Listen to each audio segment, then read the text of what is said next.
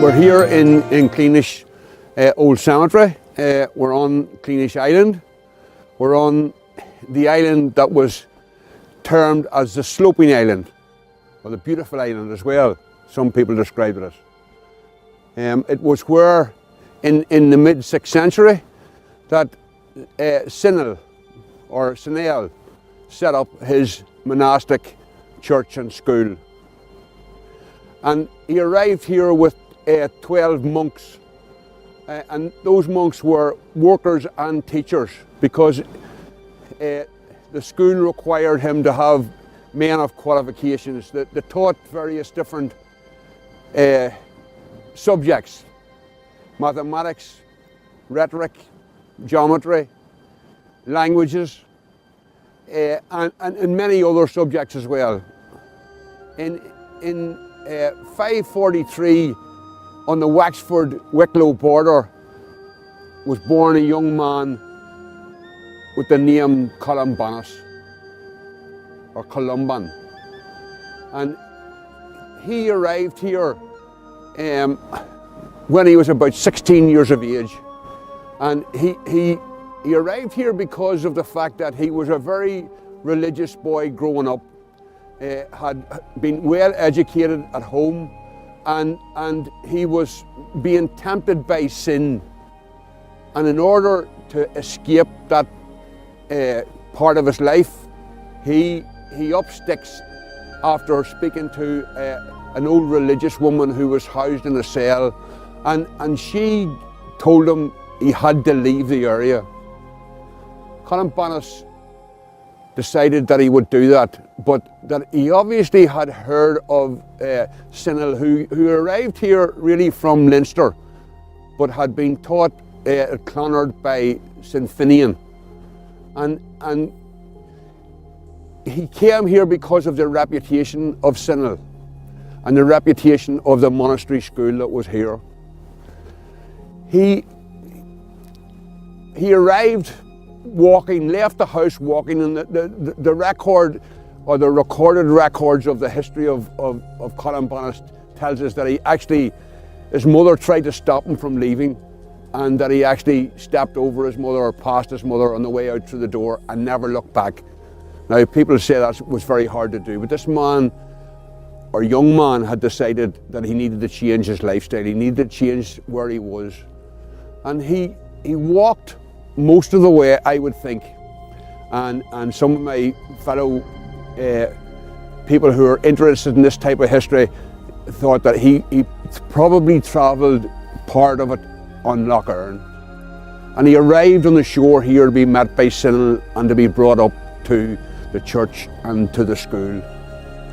And he stayed here for about 6 years, and he learned all different types, or he was given all different types of education that was available here. And he was very much into becoming a monk, but he didn't actually become a monk on this island. The history also tells us that he became a monk when he travelled from here after about 6 years and went to Bangor in County Down, where he stayed for quite a number of years as well. He then, after a period of time and after being refused 2 or 3 times, went on his own pilgrimage. He went from here across to the lower regions of England, round the corner, and headed for France. Went from France into parts of Germany, and then went on ahead then into Bobbio, which is the place that's associated with him mostly. But this island was like many other islands and churches on the shoreline all along our beautiful Lough Erne. It was here, it was for receiving visitors that were travelling on the route of St. Patrick, and we're going from here and we're heading towards Lough Derg. They would have got their food here, they would have got their accommodation here, they would have announced that they were coming here before they came, because they were travelling from place to place. All around us here we have Galoon, we have Lough, we have Cleenish, we have Inishkeen Island, we have Liscool Abbey, we have Enniskillen Castle of the Maguires. All of those were places where given people who were pilgrims at that time were given sanctuary for nighttime, foodstuff and accommodation, and went on their journey and followed the route of St. Patrick all down along the main highway into Ulster, which is the River Erne. Further down there was other places like Devonish, like Inishmacsaint, like White Island, and that was bringing them on towards the link with the Lough Erne and Donegal and their final destination of Lough Derg. Also here we see what's left of really the old ancient headstones from the graveyard and some of the old building stones as well. We have the cross on the stone here. We also have the head on the other stone here, and we also have uncovered here very recently really a marker stone which was prior to the carving of stones and the carving of names and stones. From the ancient times there were marks on the stones. So we have identified a mark stone here which we really only learned about this year at a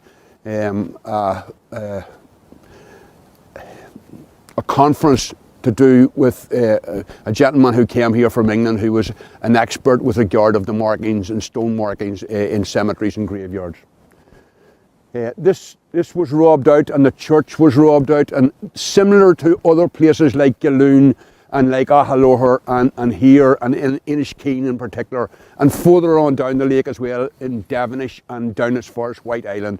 All of those old churches that sometimes somebody took the stones away, they were used for rebuilding. The stones from here were brought and were used in the building of Nixon Hall, an old ancient building in Erne, which is just outside of Ballinalec. So that happened all the time. Also the stones from here and Inniskeen were recorded in Trimble's History of Enniskillen as being used for the foundation stones for the military barracks in Enniskillen in 1790. So all during those time periods, all different types of stone from old monastic ruins and old monastic churches were all taken away at some time or other. So what we can see here really just looks like rubble really, but it is, and they are the ancient stones that were here from, some of them from the mid 6th century.